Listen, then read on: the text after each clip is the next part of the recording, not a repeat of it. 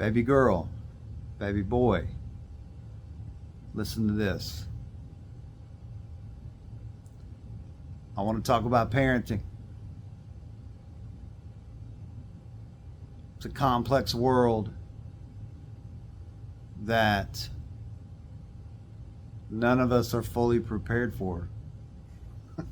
We're just not. So don't be afraid. You're going to get through it. You're going to figure it out.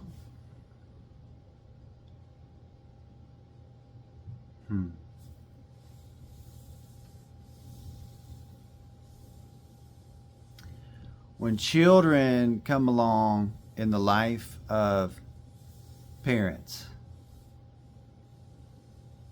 it's scary.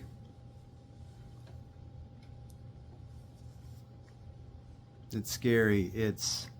You're now responsible for a human being, and if you're a believer, it hits home even further, because a believer lives from an understanding that I'm made in God's image and likeness. I'm unlike any other creature.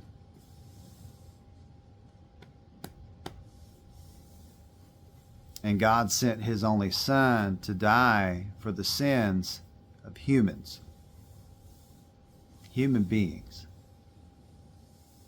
And so now you're responsible for a human being.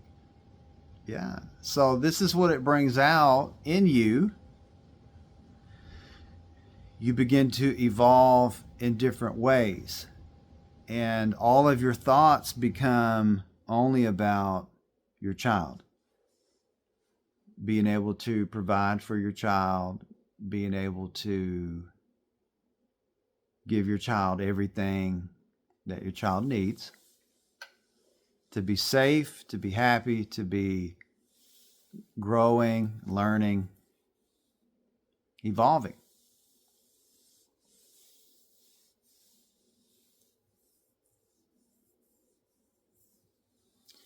Babies are fun, right?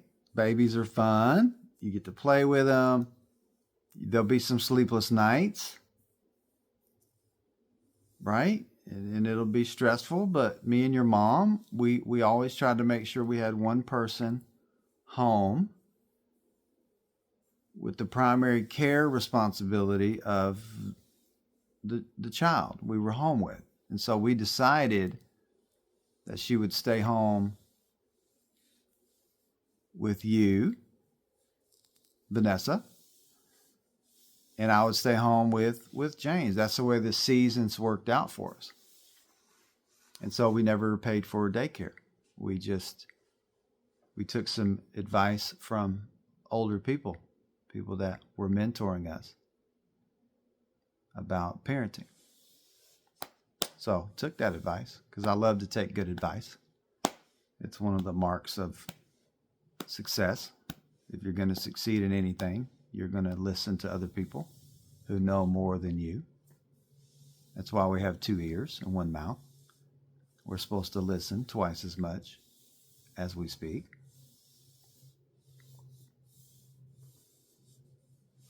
The toddler ages are difficult because now you have a creature created in God's image and likeness, and it also has your image and likeness. And the toddler can only think from its own perspective.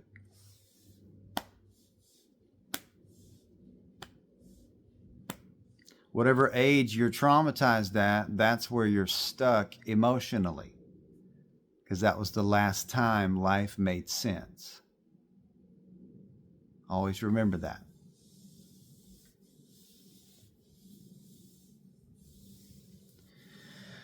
So the toddler can't see from anybody else's perspective. So the toddler's going to get angry, and the toddler is going to just throw a fit. And there's not much you're going to be able to do about that other than make sure they're safe. You may have to hold them and kind of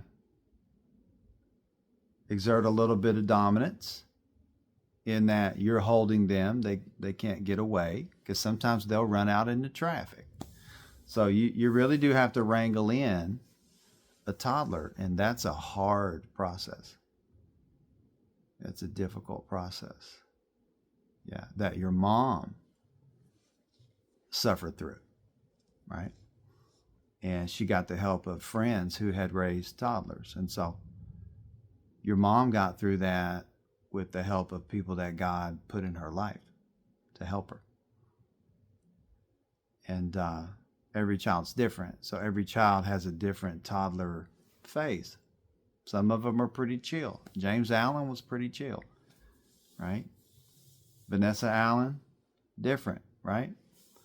So everybody's born a different way, and we all go through our toddler years different, right?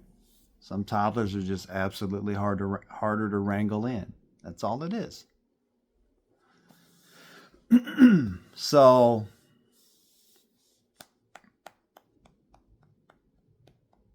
and then the elementary years are they're so fun because your brain still hasn't gotten to that place to where it's starting to recognize that, okay, wow, there's a lot of expectation on me as a human being to do right, to act right, to grow and evolve. And so after this beautiful phase of elementary for your children, then comes middle school. And middle school is very difficult. It's probably almost as difficult as the toddler phase. So middle school is where you have to do some of the same things you did when you were raising the children during the toddler phase. You really do have to exert some dominance as a parent. And you just have to be matter of fact with your discipline, and you have to be consistent. If they're grounded for 2 weeks from something, you have to say it's going to be 2 weeks. It's not going to be 1 week. It's going to be 2 weeks. It's how you teach the child that accountability is what holds societies together. It has to be in the moral fabric of the society, accountability. And so if we can't teach our children accountability, the world's going to teach them accountability. And that's how they end up pushing boundaries all the way till, okay, hey, mom and dad, I'm in jail now. Why? Yeah. They're not gonna be able to realize right off the bat that it's because, oh, I wasn't held accountable. And this is the first time I'm being held accountable, is being in jail. Yeah.